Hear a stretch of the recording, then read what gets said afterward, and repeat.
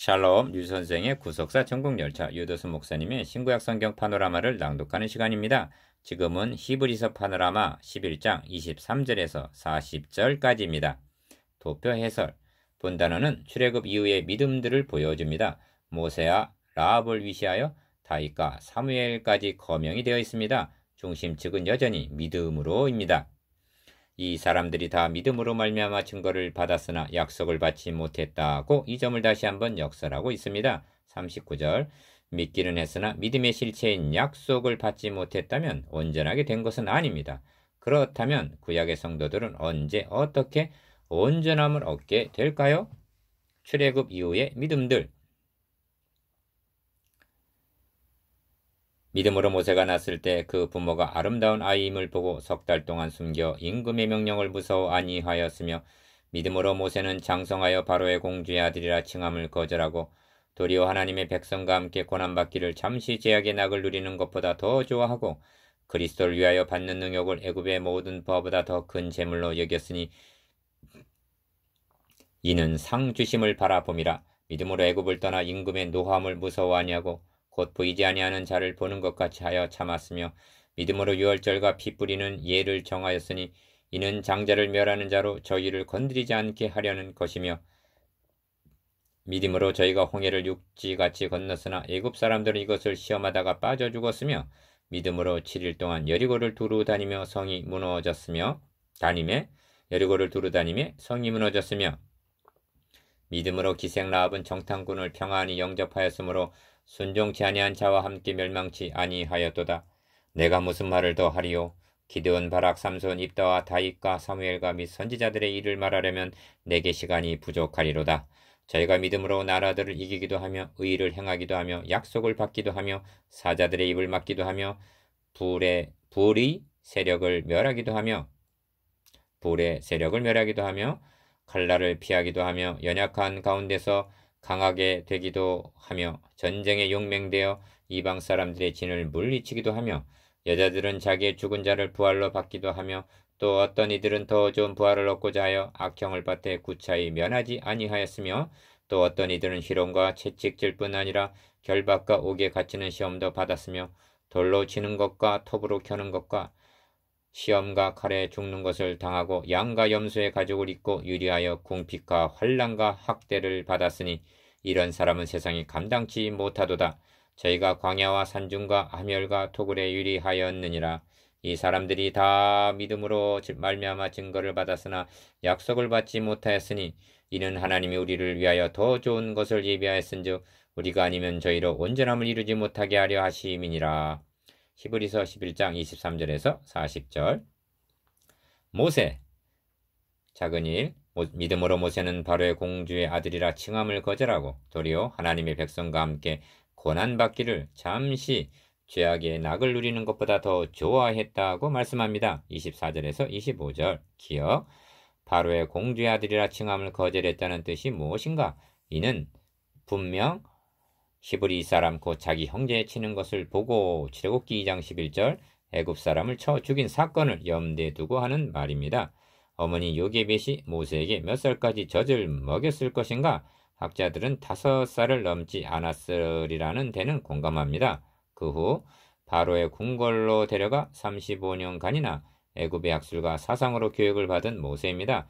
그런 모세가 히브리 사람을 형제로 여기다니 더욱 우리를 놀라게 하는 것은 핍박을 당하는 자기 형제를 위하여 애굽 사람을 쳐 죽였다는 것은 자신의 부귀, 명예, 출세 모든 것을 던져버리지 않고는 할 수 없는 일입니다. 이를 가리켜서 본문은 바로의 공주의 아들이라 칭함을 거절하고 도리어 하나님의 백성과 함께 고난받기를 잠시 죄악의 낙을 누리는 것보다 더 좋아했다고 말씀하는 것입니다. 니은 본문 중에서 더욱 놀라운 점을 발견하게 되는데 그것은 그리스도를 위하여 받는 능욕을 애굽의 모든 부하보다 더 큰 재물로 여겼다는 말씀입니다. 26절. 모세가 받은 고난이 그리스도를 위하여 받은 고난이라고 말씀하고 있습니다. 이런 논리가 어떻게 성립이 되는가? 창세기에서 시작하여 계시록에서 이루었도다 하고 계시록 21장 6절 완성되는 구원 계획을 계획하시고 추진해 나가시는 분은 하나님이시고 이 계획을 성취하시는 구속주는 그리스도 예수시기 때문에 이런 논리가 가능한 것입니다. 니은 이 점을 3장에서는 모세는 하나님의 온 집의 사원으로 충성하였고 그리스도는 그의 집 맡은 아들로 충성하였다고 말씀했습니다. 3장 5절 6절 모세는 구속의 주인공이 아니요 이에 대한 증거자로 세움을 받았던 것입니다. 다시 말하면 육적 출애굽을 통하여 더 좋은 출애굽을 보여주시려는 하나님의 구원 계획에 쓰임받은 종이었으며 구속의 주인공은 예수 그리스도이시기 때문에 이 논리가 성립되는 것입니다. 디귿 그렇다면 모세가 받은 고난만이 그리스도를 위한 고난이겠는가? 이 논리는 다음에 거론할 라합에게도 그대로 적용이 됩니다. 여기에 믿음장을 통해서 말씀하시고자 하는 성령의 의도를 다시 한번 확인하게 됩니다. 11장에서 18번이나 믿음으로 한 모든 용사들의 믿음이 오직 그리스도를 믿는 믿음이었다는 점을 증거해 주므로 유대교로 돌아가려는 자들에게 신구약을 막론하고 구원으로 들어가는 다른 길이 없다는 점을 확신시켜 주려는 것입니다. 천하인간의 구원을 얻을 만한 다른 이름을 우리에게 주신 일이 없음이니라 합니다. 사도행전 4장 12절 리을 27절에서 30절까지에서는 출애굽 사건을 언급하는데 6월절에 장자를 멸하신 일, 홍해를 육지같이 건넌 일, 여리고성이 무너진 일 등이 모두가 믿음으로 되어진 일이라고 말씀합니다. 라합, 작은 이, 믿음으로 기생 라합은 정탐꾼을 평안히 영접하였으므로 순종치 아니한 자와 함께 멸망치 아니하였도다 합니다. 31절 기억 우리는 여기서 불가해한 일을 만나게 됩니다. 어째서 여리고 성이 무너진 사실을 30절 말씀하면서 여호수아의 이름은 언급하지 않고 믿음으로 기생 라합은 하고 여리고성의 기생에 대해서만 언급하고 있느냐는 점입니다. 깊도다 하나님의 지혜와 지식에 부유하며 그의 판단은 측량치 못할 것이며 그의 길은 찾지 못할 것이로다 라고 고백할 수밖에 없습니다.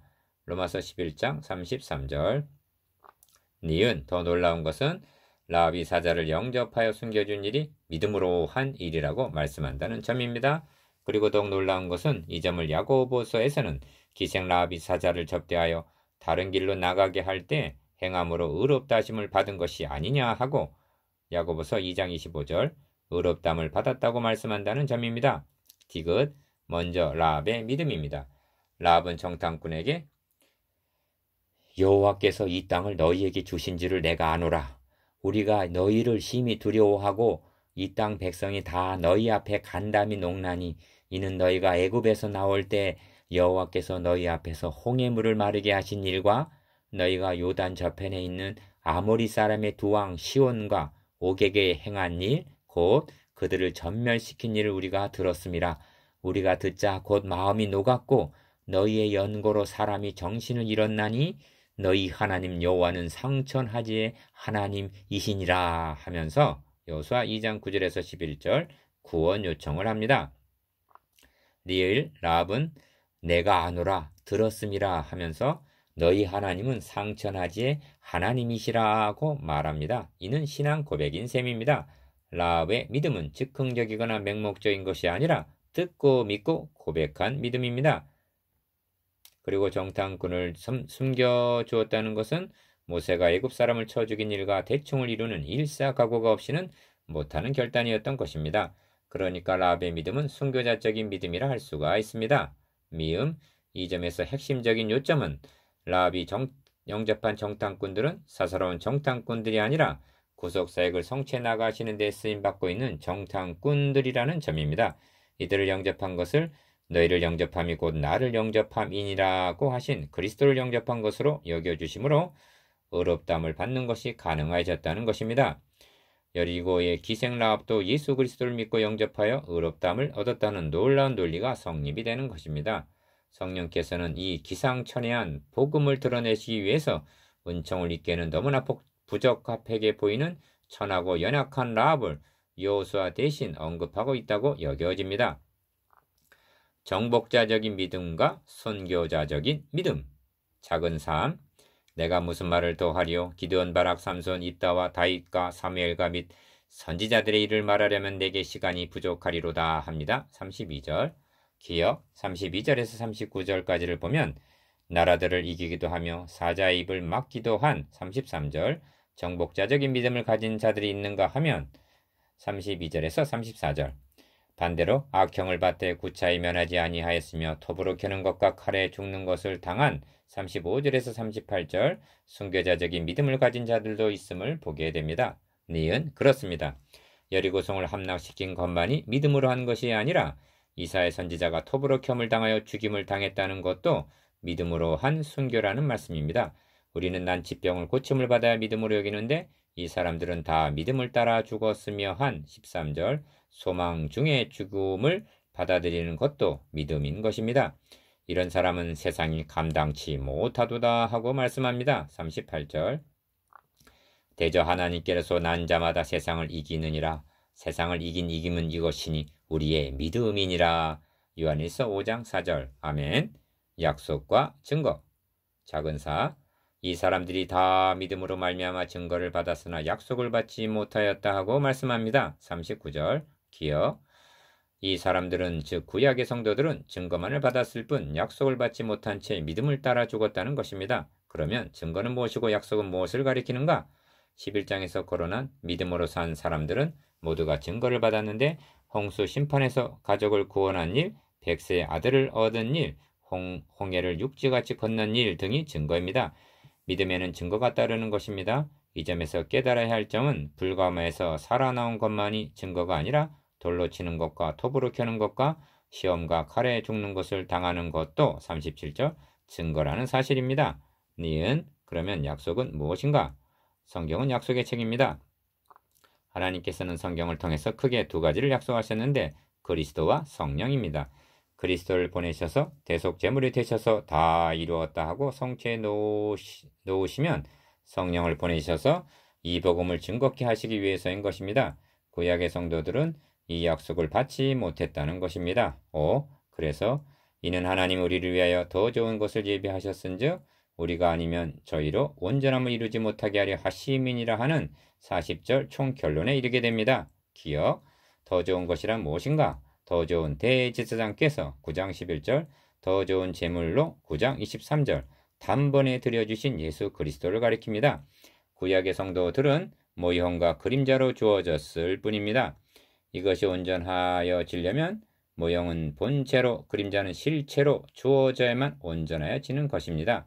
9장 15절에서 이를 인하여 그는 새 언약의 중본이 이는 첫 언약 때 범한 죄를 속하려고 죽으사 라고 한 말씀을 상기하시기 바랍니다.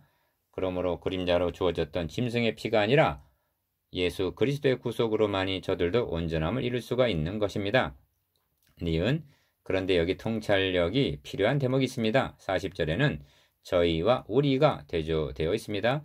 저희들은 옛 언약하에 있던 구약의 성도들이고 우리란 더 좋은 새 언약에 있는 새 언약하에 있는 신약의 성도들을 가리킵니다. 문제는 우리가 아니면 저희로 온전함을 이루지 못하게 하려 하심이라 하고 말씀하는 데 있습니다.